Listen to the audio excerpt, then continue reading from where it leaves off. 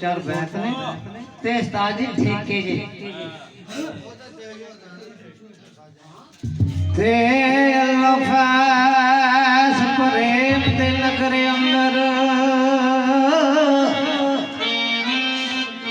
अल्फास प्रेम दे नगरे अंदर ते जिथे वसदे कोठड़ी जान वाले ते द्वारे इश्क दे बैठ के करन पूजा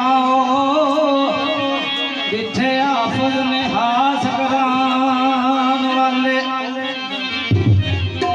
ते सुनी सार ते सिरां दे भार लटकन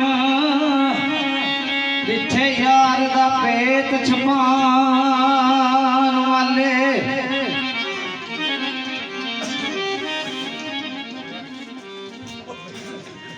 ते सुनी सार ते सिरां दे भार लटकन जिथे यार दा पेत छुपान वाले ते हूक चार दे बूटियां इश्क पीछे